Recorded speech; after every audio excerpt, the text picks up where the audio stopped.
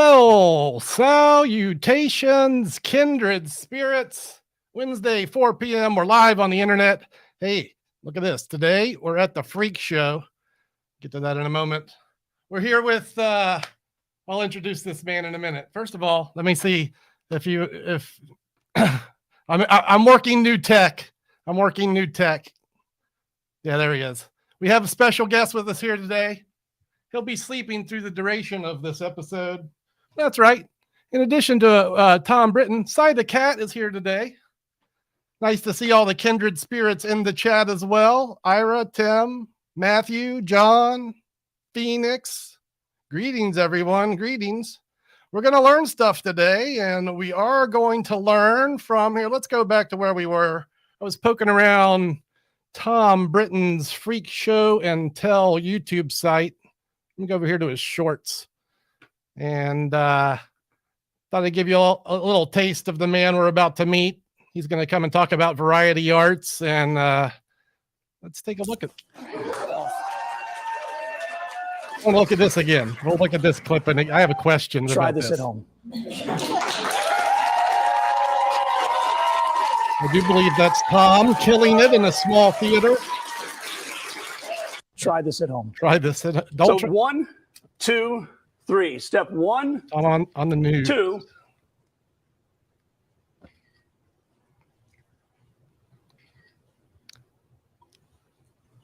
3. Ouch. That is unbelievable.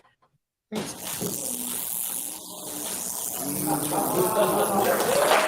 know what? Imagine if that was your job to do that. What do you do? You do cool stuff. Here's the one I want to know about, not that. This. Let this play again. Bare hands, light fire. Yeesh. I digress. Where were we? I want to show y'all one more piece of Mr. Thom Britton. I think this piece we're about to look at kind of demonstrates his character. And, you know, when you see people do Sideshow, which is Thom's forte, it's often done with a certain bravado that lacks maybe an intelligent flair. Well, watch this. Nikola Tesla had a set constructed. Remember that language barrier? He employed a newspaper man to write him a script so he could overcome his deficit. Nikola Tesla built a device. In Nikola Tesla's show, there were at least 8 costume changes. 8. That's not quite Gaga, but that's Cher. Honey, once you have 8 costume changes in a script, you are in theater. Okay.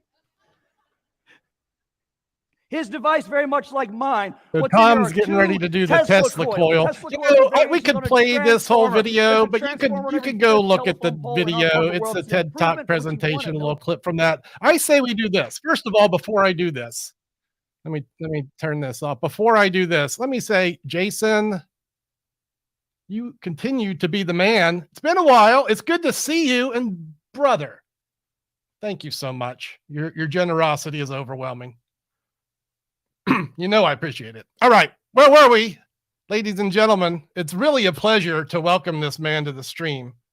I mean, really, you'll see. Here's Thom Britton. Thom Britton! This is where normally we'd have applause and maybe a little sound thing, but I'm not there yet. I'm just excited to have you in my Ovra. Yeah, it's a pleasure. Thanks for having me. I appreciate it. I'm a big fan. It's nice to have you here. This is a chat we planned to have a couple months ago. I had some hiccups. We had to rethink and do other things. It's nice to have you here, and we're here today. Mainly, we're going to talk about how to book variety acts in small theaters or maybe just in general. But before we go there, can I dial back the history button a little bit and talk about our past? And when did we meet? Late 90s, early 2000s? That's the math I had as well. This would have somewhere been around Warbo's Amazed and Amused Magic Shop, where I was doing time, working the counter. And I was a bartender on Bourbon Street at a strip club. That's how I paid my bills. Well, I was. Too. Did you ever work the counter at Amazed and Amused? I did. The only magic I can do is slum magic. Yeah, I can work. Well, not only do I work the club, but I can also work a stripper deck like nobody's business. It's all presentation and sales, and so I could sell you a scotch and soda today if you get about 5 minutes to remember how it works. Man, I've always said that doing time behind a magic counter is some of the most valuable experience a performer, or especially a magician or a variety performer, can have. I guess you wised up and transitioned. Go, what? Doug Henning, Steve Martin. Who else agrees with you there? I believe there's the list of people. Harry Anderson. Like 10, 15 years behind the counter. Yeah, it's really good. I mean, that's where those guys started. If you can get to Steve Martin's level, you're doing okay. He recommends you work the magic counter and then work at a theme park, which is a street show. So somewhere along the line, you wised up and decided magic was, maybe not the road to fruition as one of the arts that's not often embraced by the theater. Yeah, I liked selling it. I think the actual performance of magic wasn't as much fun. It's more the shop was a good time. You know what I mean? Like it's a nice, but there are no juggling shops is why I work there. Yeah, we were talking a little beforehand. You said that you don't like fooling people so much. Like what you do now is mainly circus arts. Would you say that's a good generalization? And you just, how did you describe it? So I take the Sideshow and I give it a shower and I put it in a suit and tie. And same kind of thing you'll see Penn Jillette do when he does fire eating. It's a similar sort of oeuvre. Ricky Jay does when he just does stories. So I'm not the first person to think of smartening it up. You know, that goes back a bit. Robert Houdin, I think, is the first person to think of smartening it up. But you put it in a different environment and you put them in a different costume and you get a different reaction out of your audience. And so what is normally considered at best Jim Rose might be someone you know who was a sideshow performer, if you're like me, old. Sure. Or some jackass at a bar getting dollar bills stapled to their chest because they have no act. And that's what sideshow is. It's just terrible, or it's Jim Rose. So I like Jim Rose, but that is a very certain type of show, or it's just god-awful, terrible performance. Yeah. So what do you do when they're butchering your baby? I love this art form and they're doing it wrong. I didn't want to do it, but I had to. Nobody else was doing it. So I just started doing it. Now, you say you just started doing it, but this was a transition. I know that from the days you were working at the shop in New Orleans, you did some time on the streets here. Would you say this was your first, your beginnings in street performing? Oh, yeah, definitely. So before that, I was a juggler at a very early age, like 6, 7 years old. I could juggle competently. And that's what I did. Rode a unicycle, walked a slack rope. So think like very clown. Want to be a clown. Want to be a clown and a puppeteer. If you'd asked me at 10 years old, what do you want to be? Muppeteer with Jim Henson specifically. I just seen The Dark Crystal. Yoda was my hero. The Muppet Show was huge. This guy, Jim Henson, was a huge presence in my 10-year-old world. So then I got into juggling and wanted to show people. So I started working at the equivalent of like bar mitzvahs, bat mitzvahs, campgrounds, people my age. The audience is 12, I'm 12. The audience is 15, I'm 15. And all I did was, rather than become a kids entertainer, I just kept growing older with my audience. So when they were 18, what am I going to do now? I can't do my stolen material I heard a juggler on the Tonight Show do as I juggle balls. They don't care. So bring out the knives, bring out the torches, maybe do a tomahawk, balance a machete on your chin. I just kept escalating as I was trying to keep the same audience almost as I got into my 20s. And so then I had a show that only worked on the street because libraries ain't booking me when I'm on a rollerbola, juggling knives and making genital jokes. This is the thing. An 18-year-old thinks is funny. Talk a little bit about that, because I know I have a lot of streeties that are watching and might be interested in transitioning. This could be a problem if your show is, quote, too street, huh? So also too clean. You got to be street enough because you got to have kind of an attitude.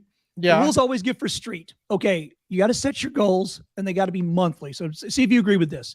The first month, just stop someone. Just stop someone. Don't even get to your hat line. Just have a person stop and watch for a minute before they move on, right? A couple, maybe 3 people. Don't even pass a hat initially. That first month, just get over the jitters, the shaking hands, the quaking knees. Stop a person or 5. That's a win. And even tell them, I'm just practicing. There's no hat. Thank you for watching. There's no ending to the show. You just kind of fade off for a month. That's fine. Second month, try and hold people and gain new people. I mean, hold 3 and gain 2. That's a win. Now you can start working on a hat line, but don't expect money month 2. Now you know if you want to be a street performer or not. But you can't go out there one day. You're going to fail. Let's talk about here's what I'm more interested in is taking that street show. You've got your beginnings. You've developed some of your, character development. Mm-hmm. You've got some audience skills, and now you're interested in taking this experience and putting it inside. You're going to murder. Once you were a good street performer, Amazing Jonathan talked about this on a podcast. Yeah. You went to comedy clubs. You are all killer, no filler, baby, because the minute you stutter, they leave. Yeah. It is boot camp. There's nothing better you can do than work a sideshow or a street show where they didn't pay enough, $1 to watch you in the sideshow. They will walk off at any moment. Yeah. And there's your review. That's your 1-star Yelp review 20 times a day, 15 times a day, right? Until you start to get 4 stars. Now, when you go into a theater, you are overqualified and you need to take your foot way off the gas. In a street show, what I was talking about when I say try and stop someone, you front load a show. You stop, you muddle, you filler, big finish. That's a street show. It's 2 pieces, a beginning, and an end, and a strong hat line, and you will have a killer show. You'll make money. That's the goal. Theater show, you're working too hard, baby. If you pay $5 to walk into a theater to see, not even me, something like me, sideshow night, psychologically it changes. I walk on stage to applause. I walk on stage to over-generous applause that messes up my rhythm. The first 5 shows you do, if you go from street to theater, the laughs are too long. They mess you up. Yeah, I get that at magic conventions I work. Like, it's hard to adapt to over-enthusiastic, appreciative audiences, right? Yeah. So some stuff you got to change. All right. So as you move, well, let's say once you have a street show, you have a show. So the important thing is that your show is not bad. And I should really write that on a t-shirt. Yeah, I guess probably as we talk about making this transition, number one rule, you need a good show. A street will tell you if you have a good show, because if not, they'll leave, right? So you'll learn that pretty quickly out there. Without that, what would you say? Get a director? What would you do without the street? So the nice thing is that theater has a way to do this. If you write a play, there are previews, there are workshops, and that kind of stuff. So you have an idea for a play, finish it first. You got to have something written down. You can't do this thing where you just wing it the whole time. Keep it in the libraries. We don't want to see it in theaters. I paid real money. I want a real show. I paid in advance. You need to do work in advance. My script for Freak Show and Tell, original script, had 10,838 words in it. And I know that because I wrote them down and had Microsoft Word do a word count for me. I can tell you, if you give me a minute, Danger Circus script, the Seance script. Every show I write has a script. Now, you can deviate from it. Absolutely scripted. Once you have a script, you can now get theaters to let you do workshops, and they regularly do these with plays. You have a one-person show is what you call it. It's not a magic show. It's not a juggling show. Freak Show and Tell is a one-man show that details Thom Britton's journey from a scientific and historical viewpoint through his time in the circus sideshow. I got this description because David Sedaris wrote a very popular show called The Santaland Diaries, which is a humorist gets a job as an elf at Macy's. And I thought, aha, Mad Libs, out with a humorist, in with a circus performer, out with Macy's. But now it's familiar. I go, have you seen Santaland Diaries? Yes, you have. I do a show like that, but with the Freak Show. I would like to hear more. I hope everyone's taking notes. You're going to need it. But you got to go to theater to understand this, right? So we'll circle back to that point. But then you go to workshops, and people will help you write your one-person show, your play about your life or your collection of tricks or your Houdini tribute act. But you have to call it something besides, juggling show. Give it a title, give it a name, take it in there. Then you do previews. So once it's finished and you've tweaked it, maybe it's just you in the workshop by yourself working it for a couple of people who give you feedback. Maybe it's just your friends. Then you can go into previews, which is where you book a theater for 6 to 8 weeks. And much like the show, repetition, you don't build muscles with a single push-up. Every day you hit the gym, you sweat, you get bigger. Then you go into previews, and for a couple of weeks, you're doing it for hopefully some audience, although I've done previews for 3 people because I'm nobody and they haven't heard of me. But you do your previews, and that's where you just pretend the room is full. Are you selling tickets to these events? Or well, previews are usually friends and family and press. But in my case, none of them are coming. So I moved to a city where I don't know anybody. So none of my family's here. My 4 friends have already seen the show. So maybe 2 of them will trickle in out of pity. Right. The press isn't coming. So my previews are usually the first 2 weeks. Tickets are on sale, but they're real easy to get for free. I got coupon codes going out. If you ask me, I got a pocket full of them. I'm just, you're basically dress rehearsing during the term they use. Papering the room is the term stand-up comedians use. They would paper the room and sell drinks. I'm papering the room. You get a few, but you're most importantly, a preview is pretend the room is full. The lights come up. Your microphone is on. You take the stage. Good evening, ladies and gentlemen. There's one person there and it's a lady. Doesn't matter. Ladies and gentlemen. My name is Thom Britton. Well, and you do whatever your show. Lighting's changing. The sound effects are going on and off. Your assistants are dancing behind you. Then you take your big bow to, but you did the show. It's like a dress rehearsal, but the public could and will not show up because you're nobody yet. So that's how so by the time you get to then, now it's opening night. And now you better have your show ready because now you are trying to sell tickets, and maybe depending on what city you're in, the press might show up. I got lucky and I got 1 review my first show. 1 review, but hey, it was a Chicago reader and they loved it. Phoenix wants to know, where are you? He might want to check you out. I don't do shows anymore. You'll have to find videos and stuff. The pandemic killed me. So I'm doing this now. Yeah, I think this is a hibernation. I don't think it's a death. I think it's a sleeping giant waiting to be awoken. We'll see. But yeah, what happens? Chicago's the answer, though. Yeah, Chicago, about a mile north of Wrigley Field in an area called Buena Park. Love Chicago. It's amazing. I'm right in between Uptown and Boys Town. It's Buena Park. So yeah. But yeah, so okay. Pause. You said something that made me think, oh yeah, that whole chapter of your life we haven't even talked about today, the Flying Cat Circus. Yeah. So this had friends of mine from days of yore, Kevin Lapine was in this venture originally. And Beth Voigt was the original third. Okay. Sarah Sullivan was the second. And you were it was a 3-person variety vaudeville experience kind of thing. Yep. So Kevin did magic, and then Beth originally did the fire reading in the show. Later on, we'd have maybe an acrobat, contortionist, but a third person who did other kinds of more traditional, we call trad circus acts. By the time Beth leaves, I start taking over the fire. So you had magic, freak show, and then traditional circus. Was this the first show that you promoted off It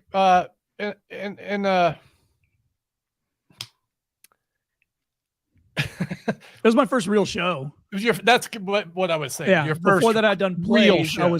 I was in a play, and we'd print flyers and say, hey, we're doing Romeo and Juliet. We're doing Our Town. We're doing, small time theater company in the Deep South.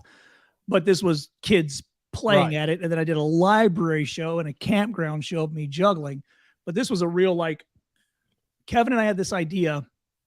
And by the way, shout out to Kevin Lapine, who is currently headlining the Four Queens on Fremont Street in Las Vegas. You want to go see Tom's Kindred Spirit from days past, 9 p.m., I think, on Fremont at the Four Queens tonight. In a bigger room. He just moved to a bigger showroom. Fantastic. So he and Mike Hammer split a room there.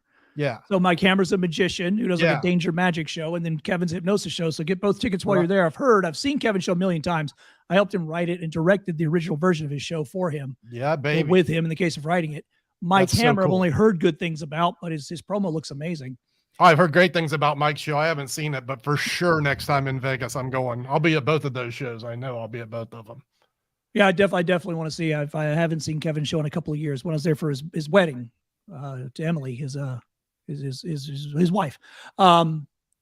So Flying Cat Circus was Kevin and I meeting, and we were introduced to each other. So what happened was I land in New Orleans a little after Kevin gets there. I'm in the magic shop working, which is now a defunct magic shop, RIP. as most of them are. So get them while you can. If you got a local one, you might want to visit just for the memories. And this is the shop we were talking about earlier, right? Amazed and Amused. That's what we were talking about, Phoenix. You were asking about the selling stuff. It's Warpo's Amazed and Amused. And yeah, Kevin used to come into the shop as well. But even before that, so I was there doing my pitch and talking with like Elliot Gorton and some other of the local folks, right? Just like we're talking on this stream. And what happened is I'm more interested. Well, first of all, I find I'm not really a magician. I'm more a variety performer who can do a passable pinky break. And more importantly, I can sell the crap out of an invisible deck. I'm charismatic and I get money out of your pocket. That's my gift. So Warpo wants me up there. He'll meet you in the back room if you're a real magi. Go talk to and I would literally lead you back to be like, oh, you seem like, so Matthew, if you walked in after 10 seconds of talking to you, I'd be like, oh, no. You need to get out of the important space.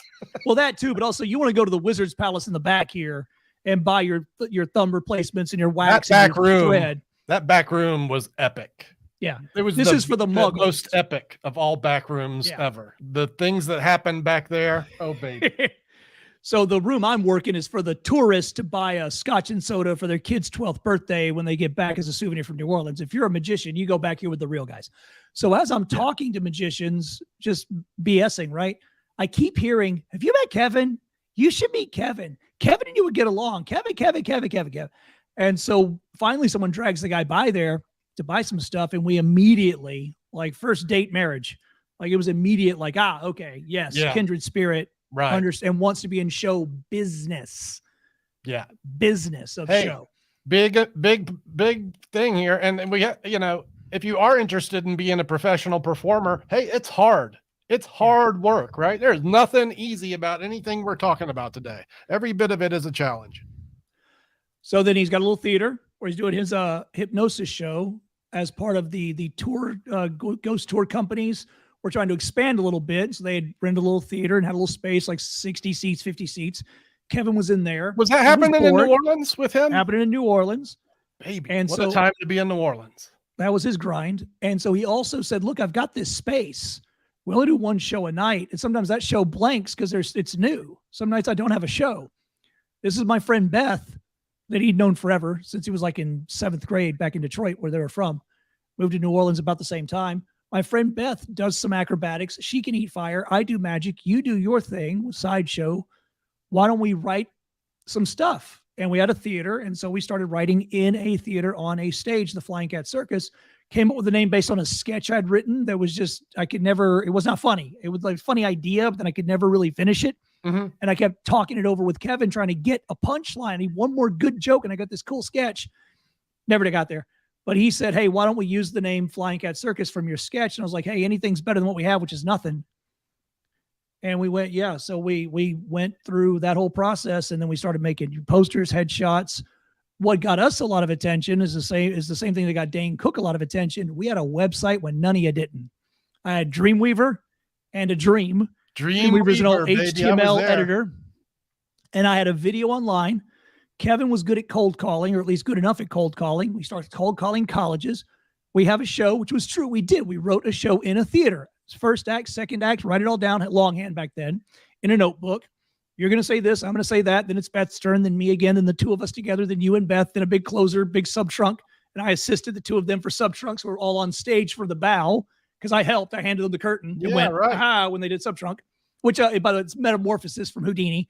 Mm-hmm. That's substitution trunk miracle. But a big stage illusion, so I could kind of help them out and be out there with them. Hold hands, take a bow with a Flying Cat Circus. Good night. And so we wrote that. We called colleges, and we could show them a video we'd had a friend shoot. And then we got gigs, and we started touring. So I want to talk, lead into how do you promote these things, but we talked earlier about maybe you doing a little bit of your variety arts, and maybe I'm going to ask you to do some of that now. Would you be up to doing something dangerous live on YouTube? Let's find out if I'm out of practice. Always have a plan B. All right, let's see. I should caution that if you are watching, I do this rather cavalierly. So seriously, don't do this. When you got a death wish, don't. If you're going to learn this, don't learn it on YouTube. Learn it the way I did, from drunks in the back lot, the way nature intended. Hopefully you can still hear me, although there's not much to hear. This is so it's called a fire eater's wand. The magicians will appreciate that. That distinguishes it from the juggling torches backstage for the clowns.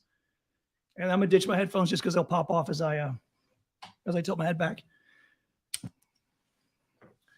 The trick to fire eating is don't think about it too much and don't knock things over.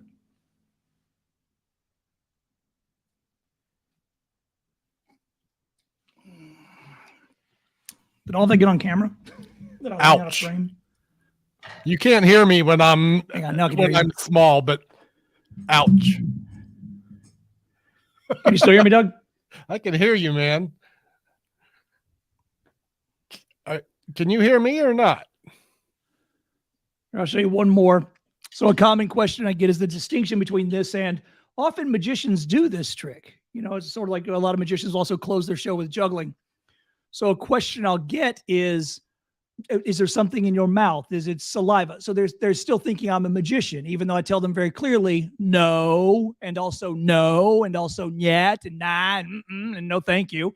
I'm not a magician. This is not a magic trick. This is a chemistry demonstration, and I do have a degree in applied sciences. So I'm not a magician. I'm a nerd. And so I think the best way to demonstrate that is this. Look, I got nothing to hide and nowhere to hide it. All I'm doing is applying physics to the problem. That doesn't look safe at all. It's just you can use more interesting parts of your anatomy for a bigger applause cue. I'll applaud that. Did you get that, Doug? Should I say and scene? That was fantastic, brother. Right there, so you can kind of see there's a little bit of toast on the skin there, but nothing crazy. And a little lotion. Get that right off. So, Matthew Mosley, the Christian magician. Well, you got to meet me on the back lot when I'm drunk. That's the problem. What's the problem? I would caution the folks I learned from were older than I am now when I was 16. So I learned from folks in the circus Sideshow, the Freak Show.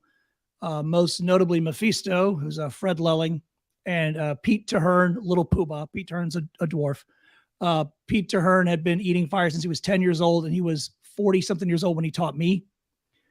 And so it still helped me because I was crazier than most 16-year-olds, and yet I had a real grown-up in the room saying things like, hey, slow down, dummy. You're going to kill yourself. Don't do it like that.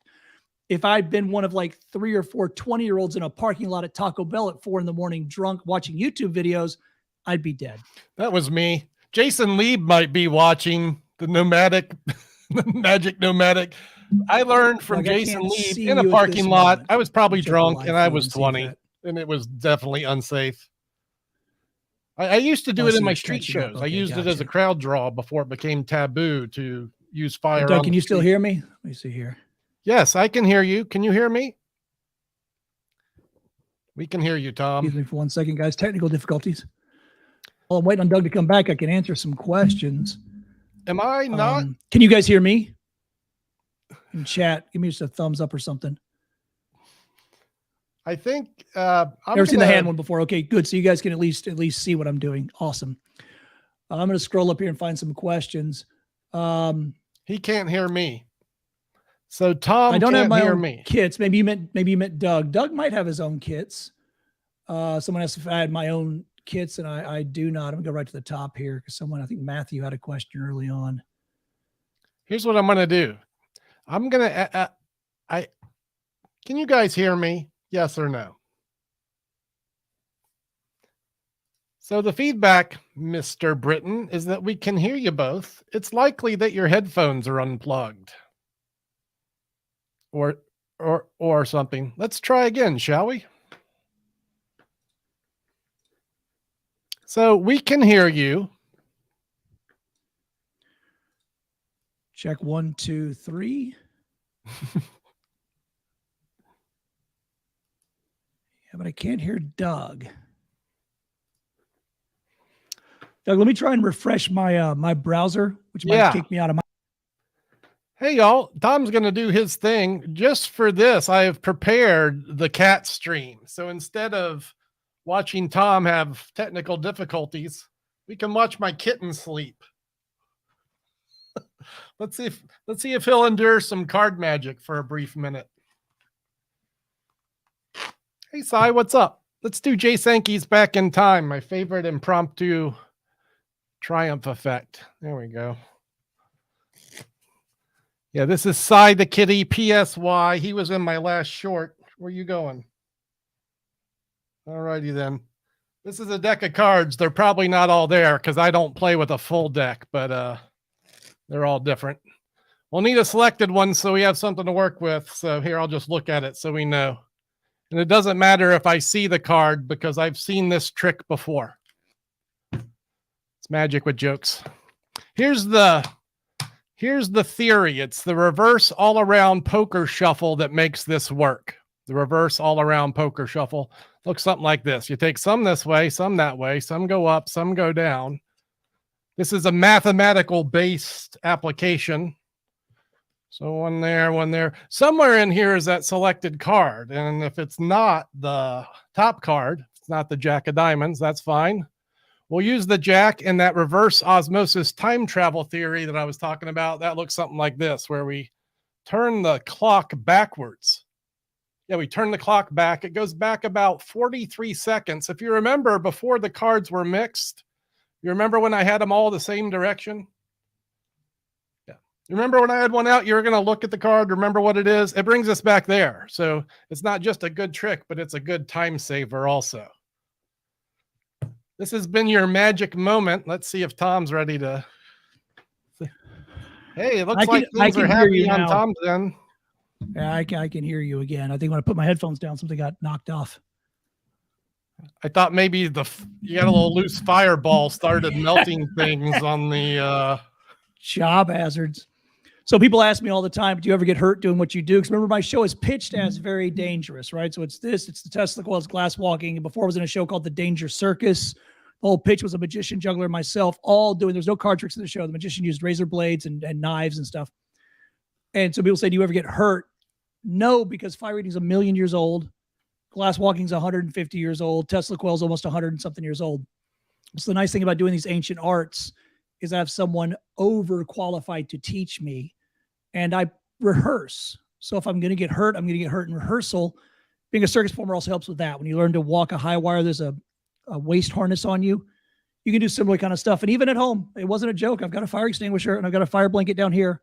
And I've got my wife who's done this with me a bunch of times sitting there. So if I did engulf my face, someone could save my life. The way you get hurt is by doing very basic, very stupid things and hoping to get lucky. So what's the worst you've been hurt? I dropped a ATA case on my toe one time loading out. But you would do that if you're a bass player in a band. Mm-hmm. It's just these ATA cases, these big black cases you see roadies rolling around. Yeah. I was lifting one off some stairs up into the van, slipped, dropped it on my toe. Didn't break my toe, but hurt like hell. Paper cuts, doing paperwork. I never get hurt on stage. I get hurt doing the same business. Right. Like, seriously, if I were loading in Godspell, the musical. I get it. Yeah. And while you're talking about the gear, this is, we're going to talk maybe more promotion and all this too, if you want to do that. I'm curious about traveling as a one-man show and what you travel with. Is it in a car? Do you fly? Is it a van? What's happening for you? So this is unique to me. Everything in my show is illegal on a plane. Everything. Oh, yeah. Tesla coil, broken glass, fire, chainsaw. They don't like you on airplanes. No, thank you. I can't get everything. And so my show's a couple of suitcase size pieces. You know, what's the old magic phrase? Packs big, packs flat, plays big. Yeah, pack small, play big. Part, that's it. So the most part, yes. However, I'm bringing t-shirts, posters, postcards, lights, sound, and costumes. So 80% of what's in that SUV, small size SUV will do, is not my show. It's the wrappings and trappings. I got backdrops. Because I don't want to be on your crappy stage and not be able to fix your crappy stage. So if I walk into your theater and your curtains behind me are garbage, I've got backdrops in my car. It's called pipe and drape, banjo cloth. I can set them up on a 13 by 10. My area looks good. I also have a rug that I put this, that kind of thing. I've got my microphone. I use Audio-Technica 10s. Now the microphone, I was curious about the audio tech in particular. You're just carrying the transmitter, or do you carry the whole thing? Speakers too. Yeah. What do you 275-watt use for speakers? So I've got, give me a second, it'll come to me. Behringer Europort. It's like Fender makes one where it's like an all-in-one kind of thing with 2 speakers on the side. Behringer makes a version of that. So it looks like a briefcase. 2 speakers come off the side, in the middle's a mixer. It's very cute, and it's perfect for stand-up comedians. And that's essentially what I'm buying gear for as a stand-up comedian. There's no music cues in my show, so I can use 75-watt speakers because there's no where you need big speakers to get all that sound. Is that what you're using? 75 watt? 75-watt Behringer Europort speakers. 2 that comes with them. I think it's like $300 for the little kit. And then I've got Audio-Technica System 10, very expensive microphones, but I care about sound. And this is my home setup for Zoom meetings, for God's sake. So a high boom mic. You could do much cheaper. And if you don't do all the crazy stuff, you can fly with a deck of cards and a rabbit, depending on my act, and if you're only playing theaters, then you don't need to bring all that stuff with you except for the lavalier. They'll never have lavaliers. They'll never have headset mics you can use. Those are too easily broken. We don't let you use them. We'll give you a handheld like Jerry Seinfeld. You can, what's the deal with bring your own lavalier? Were you always amplified? You're a pretty loud guy. Did you choose not to amplify sometimes, or did you always use amplification? I've always got a mic on me. Sometimes it is set to, it's a 50-person room. But there are moments in the show where I whisper. There are moments in the show where I am doing what's in theaters called sotto voce. It's where you speak in a stage whisper. So you whisper like this, but they can hear you in the cheap seats, but you're whispering. And the conceit is that, I'm surrounded by Bergerac. Christian can hear me, but Roxanne can't hear me on the balcony. So I'm whispering to him, and you can hear me 30 feet away, but she's like, I don't know where that voice is coming from. That's a stage whisper. But I do want that a little bit amplified. So I'll point my head down slightly towards my microphone and make sure that moment gets us, like I'll move towards the mic. But you could work without a mic. I find it adds a professionalism. Right. And remember, we're trying to look legitimate. Right. We are fringe acts. The more I walk in, I dress like this. I don't dress like you expect me to. I dress like you expect my lawyer to. You don't dress like this? Well, I would if I were already famous.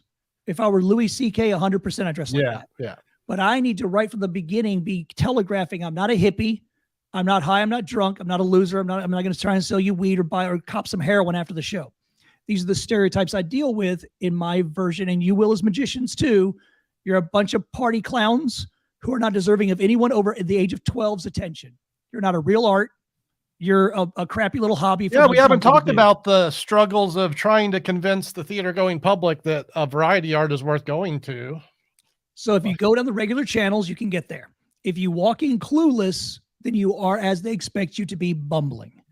If you go in and say, hey, I'm a comedian. I've written a one-person show. Can I please get on your workshop? Here's my script. So you can read it and see that I'm good, or even a piece of my script. Here's the best part of my script I've got so far. It's finished. First draft's already done. I'm working on a second draft. Now you're speaking like a playwright. And they go, oh, hang on a second. And so now you're already a little bit more legitimate because I know the secret handshake. Then I go to workshop, and now you earn legitimacy on time, dressed to impress, ready to go. And then you kill. When you do pull the dollar bill out of the apple, they go, holy, what the hell, boom. Now you got them. Now you're the one magician who doesn't suck. I'm the only sideshow performer they would let date their daughter or even in the house. It just takes me out of the pack. The pack is still there. I haven't changed their minds. That's a much longer issue, but I'm the not loser sideshow guy. And so you got to really work them. It's a sale. It's a, whole thing. Hey, Glenn Tickle's in the chat. What's up, Glenn Tickle? Very, very good stand-up comedian. Also, he has a clean show that you can watch with the whole family. He even filmed it in Utah to prove it's clean. And Glenn and I have the same agent. So Glenn and I have you do showcases in theater. You have showcases for outdoor stuff like state fairs. You have showcases. And then where Glenn and I cross over is in the college market, APCA and NACA. And we have the same representative there, our agent Greg. And so we've often been standing in the same booth for hours at a time. And or I've had a chance to see his 10-minute clip of his what he does for the colleges. He's seen the 10-minute version of what I do for colleges. way more than we should have. But yeah, that's his real last name. He has a very funny piece on that you can watch if you want to preview. Watch that one. If you like it, watch the whole special. Poking around your site here, as you might have guessed. Can you see this? What's on the screen? You can't see what's on the screen. I'm looking at the Freak Show and Tell website of particular interest, and maybe I'll just poke around here for a second. I'm on the home page. There's some press here. I can see it now. I pulled up the YouTube live feed, so I'm a little delayed, but I can see it now. Oh, okay. I see. I want to direct maybe interested students and viewers to the promotion page here. This is a page, maybe at the top of it. Did you already book Freak Show and Tell? Here are some resources to help you get a sold out show. And then you have links to files that have all the promo material, the technical documents, and then below that, some Instagram blurbs they can use. And these seem like very important things that someone might need to promote a show. I got annoyed when I'd play colleges and they wouldn't promote the show and 3 people would show up and tell me how great it was. And so I found that by sending them an envelope full of stuff, posters, etc. already, and providing them this link, I only need 1 student to give half a crap for half a day and hang up 20 posters. And if you go to, there's about 3 schools in Pennsylvania where if you ask them what's the average number of students, they'll say about 50 people show up. Well, what did, say, Danger Circus or Freak Show and Tell get? 300 people. So 50 was the expectation, 300 was the result. And so we're the biggest show they've ever had play their college. These are small colleges. Robin Williams is never going to play there, right? They don't have Louis C.K., right? So I'm number 1. I'm also number 2 and number 3 because they brought me back the next 2 years. And then there's a drop off to 50. So it's because if you tell, well, also I'll tell you, mine's easier to sell. Would you like to see the fire eater is easier than would you like to see the comedian or the jazz musician? Those are more personal things. But would you like to see a magic show? Oh, yeah, sure. It's free right over here next to the cafeteria. Okay. Do you want to see a juggling show? Do you want to see a guy tame a lion? These are like jazz music is broccoli. I'm chocolate, baby. Like, this is sugar. Would you like to be brainlessly entertained with some mindless nonsense? Then I trick you into sitting through a whole science lecture. But the idea is, do you want to learn? So the pitch I give to them, I would walk around the campus doing this. I go, hey, guys, have you ever seen a fire eater before? And I'm holding a lighter when I say this. And they go, no. Cool. Have you ever asked yourself, how does fire eating work? Yeah, how does it work? It's the first 10 minutes of my show. It's an hour from now in Hall C. Then I'm, hey, have you ever seen a fire eater before? And that's all I'm doing. So you take your rabbit and you take your deck of cards and you go, have you ever seen a magician before? Marketing. 25 minutes right over there. You can't do that if you're stand-up. It's too personal. So Glenn has more difficulty filling a hall than I would. Yeah. Or is he funny? Is he talking about stuff I can relate to? Is he, I don't think Larry the Cable Guy's funny, but he fills up stadiums. It's, harder. But what we do, you should have full college rooms if they'll hang up your damn posters. Now, that's college rooms. Good market, good small theaters, I guess. Let's talk about theaters that aren't pre-booked. Like, what if you want to do a show in Boise, Idaho, and you've never been there before, but you want to do it?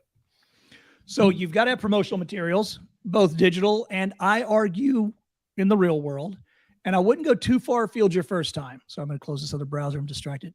I would go a couple of like an hour down the road, because what you're going to want to do in the ancient times of the circus, they were all on a train and there was a guy in a car, and that guy was 2 towns ahead of them hanging up flyers, right? An advance man. So by the time they're here, he never saw the circus. He saw them on day 1 and on closing night. That's it, baby. You are now your own advance man. Until you get a street team and some friends who owe you favors, you advance your shows. So if I'm playing Cincinnati, I'm in Chicago, I putter my butt over.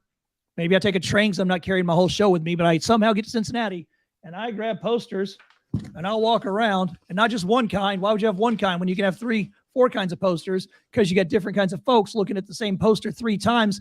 It's called impressions in marketing.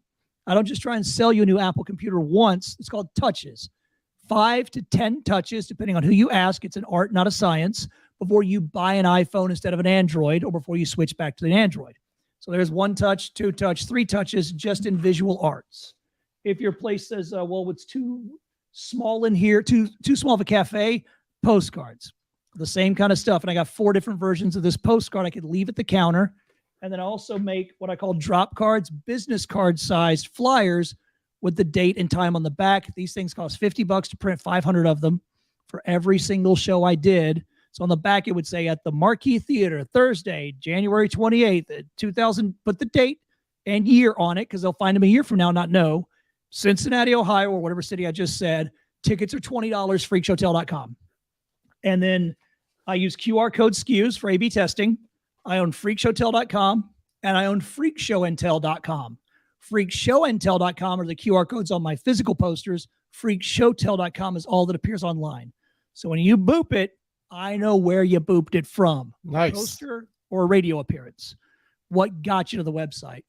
So you got to have digital assets. How do you sell your show is the same way you ask, how do I sell you beer, right? I give you a preview, in that case, showing you so refreshing, hoppy and delicious. And I associate it with something you want. So Freak Show and Tell's that idea of, have you ever wondered how this is done? Let me tell you, it's a show and tell. It's a freak show. It's the Freak Show and Tell. Come on down. Don't bring the kids. That's another thing I have to say, by the way. I have to say don't bring the kids because people assume I'm a children's show. So very clearly it says 18 and over on almost all my advertisements. So you got a video. I'm bringing up your YouTube page again to point out that while we are on limited time and we could go forever, I think an hour is long enough for these sessions. You can't get all this information you need in. I'm pointing out a link on your YouTube channel, Putting Butts in Seats, The Delicate Art of Theater Marketing. And there's so much here. It's like everything, right? So I literally do a 2-hour deep dive on just how to print this, and not from where do you get a sticker? Where do you buy a bookmark? Yeah. But literally, how do you find the designer to make the thing for you to print is one of the part 1, how to use printed materials. Part 2, part 3, what are those?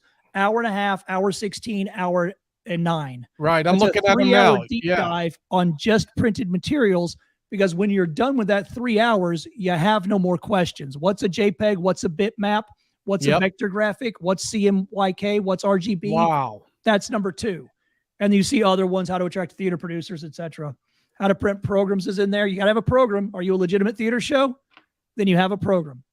Does your program have your copyright on there? Does it have information? Do you have there's my acts. So it gives a little preview of what you're going to see this evening. Why did you do that project? That was William Rader and I from wellattended.com. Oh yeah. William Rader. Oh, wellattended.com. Is that still a thing? I believe it is. Yeah. If you guys want to sell tickets, that's the one that's owned by a variety performer, which means it, for example, has little things that other ticketing software won't have.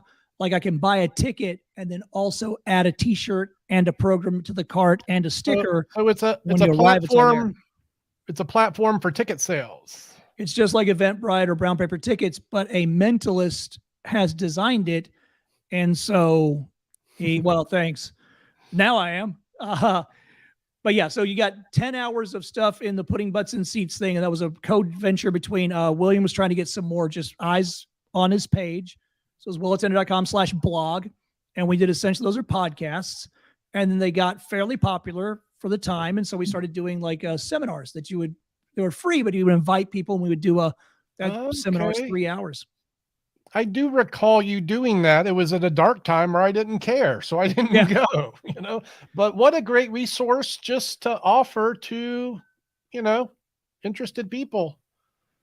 Fantastic. Yeah. And if someone like Glenn Tickle, all he needs is the promotion. If you have a good show, then it's just a matter of getting your show into the right eyeballs and your hand into the right pockets so that you can exchange ticket price for performance.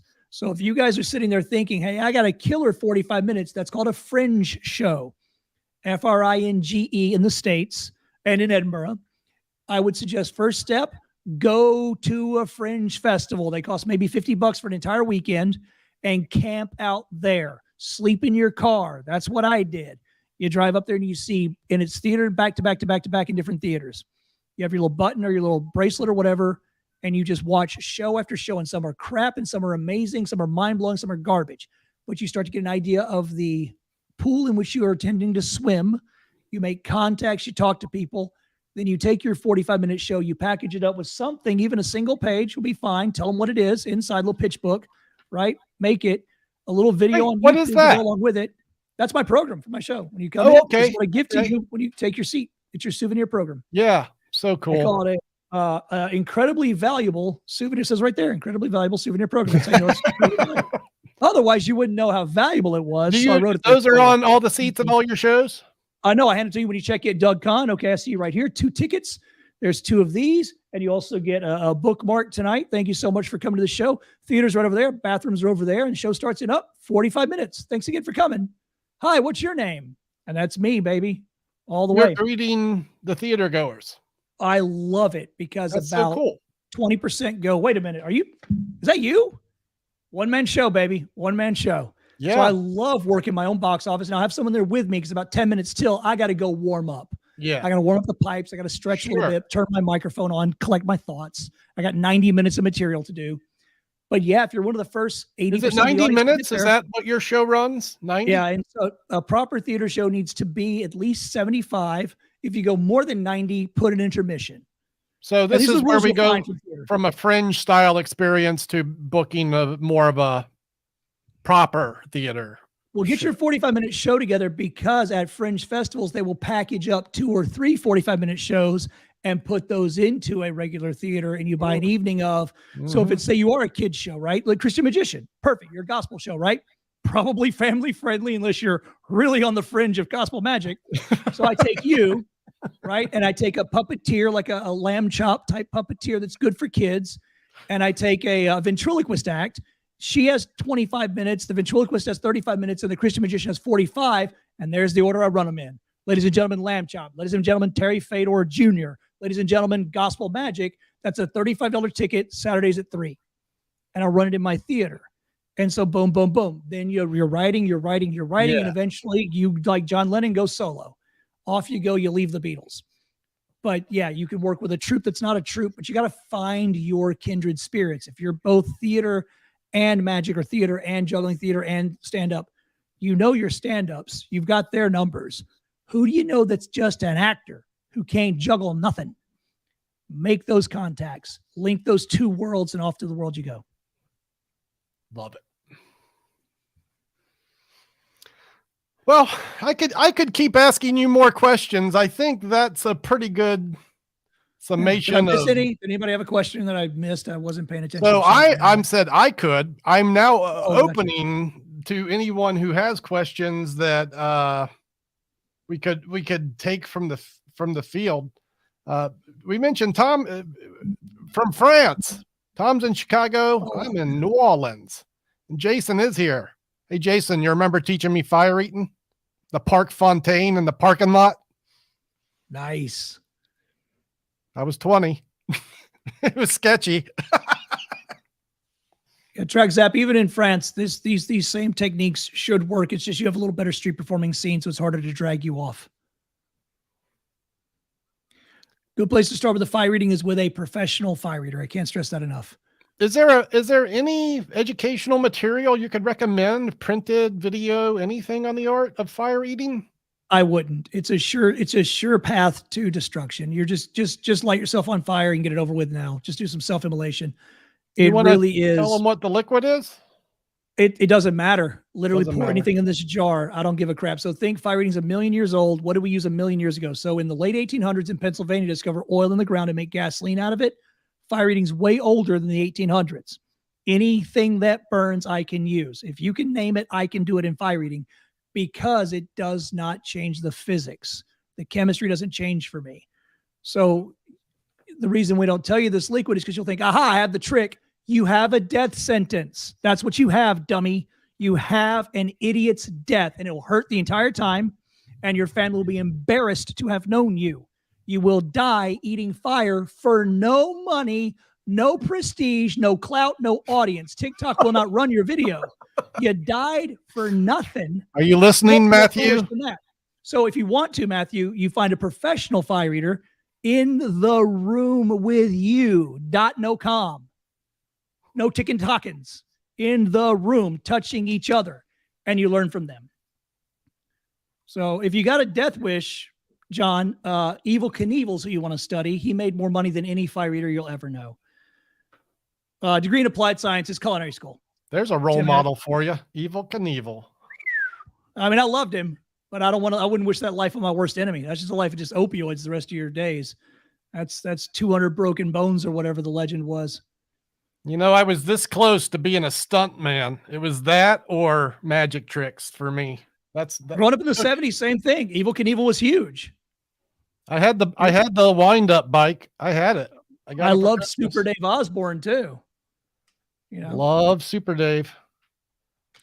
Magic by Macaulay's got a good one. How about if you're good at magic but new at variety arts? That's the same thing. Magic is a variety art. That's like saying you're good at making muffins but not good at baking. That's a type of baking. So how good are you? Meaning, do you have 10 minutes of scripted material you're proud of that has something resembling a beginning, middle, and end? And then do you have 20? Do you have 30? Do you have 45? And are you confident showing it to an audience who does not love you and then seeing how they react? That's the first thing you got to get in front of, is not your mom and dad, not your friends at school, right? Street shows are fine. Fringe theater is fine. You see your walkout rate and you learn if you suck or not. Doesn't mean you give up. Sucking is how you get good. Step 1 is suck. Step 27 is genius. But first question is, do you suck? Well, maybe then after that's like a Mark Twain award. But step 1 is to suck. So get in front of people who don't love you. Show them what you can do. See if you get that standing ovation. Aha, you're a savant. It's not going to happen your first 20 times. Don't worry. Suck and suck and suck until you don't quite suck as hard anymore. Then you're okay. Then you're not bad. Then you're pretty good. That's how we all did it. Then you've got, at that point where you're pretty good, you've got your 35 and you're working on your 50. Now you have a magic show. That's a variety act. That's a fringe act. You go pitch that. You give it a name. It's not a magic show. There's a theme. This is probably the most important advice of the whole thing, right? It's not a magic show. Cirque du Soleil Mystère, Cirque du Soleil Cirque du Soleil bleh, Cirque du Soleil blah, blah, blah, blah. You are not a magic show. You are Penn and Teller. You are David Copperfield. You are Mac King, right? So you could do one called Mysterious Theatre.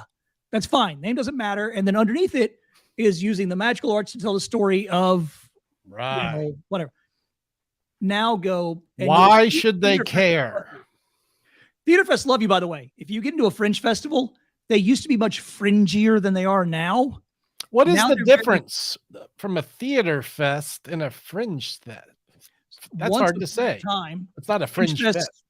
Fringe fest the same as a theater fest. Okay. So theater festivals tend to be more trad theater, and fringe fest more fringe acts. So it used to be naked acts. It used to be puppetry, experimental, mime, magic, juggling could get in there, clowning. But it was usually clowning done by serious actors, a magic show done by serious actors. So they had a different take on it, different pacing, different. It wasn't good.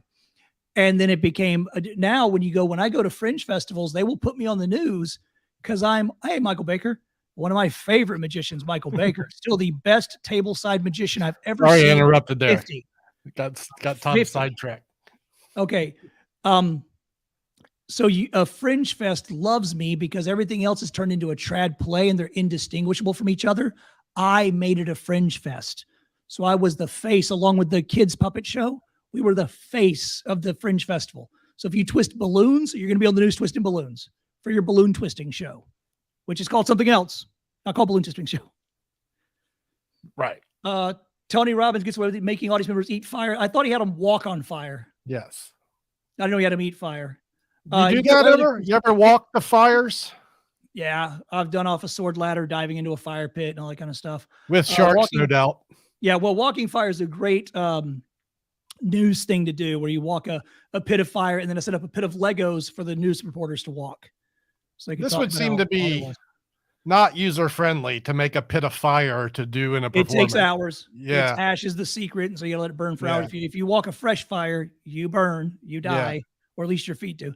I would imagine, Jeffrey, that if you were standing next to me and I was handling the torch and I was holding your head, I could also feed you fire. But being fed is different than eating. Ask anyone who's quadriplegic. It's a different experience. And so I would say that's how he gets away with it, because there is an expert in the room and it's him. If you were in the room with me right now, I'd hand you this torch and tell you to go for it, dude, because I know what I'm doing. That's what I can't stress enough. There can't just be idiots all the way down. Someone has to be a master. You go into the dojo, there's someone with a black belt on their gi.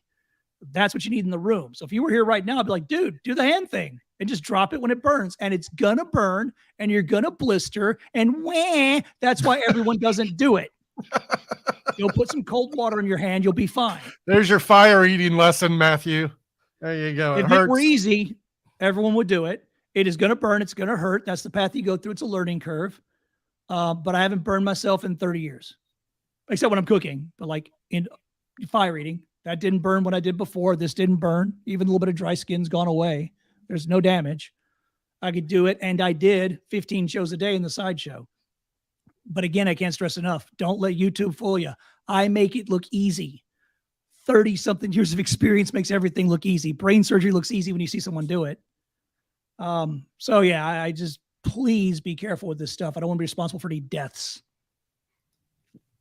Yeah, and I don't need the lawsuit. And if you do sue me, this is what you get right here.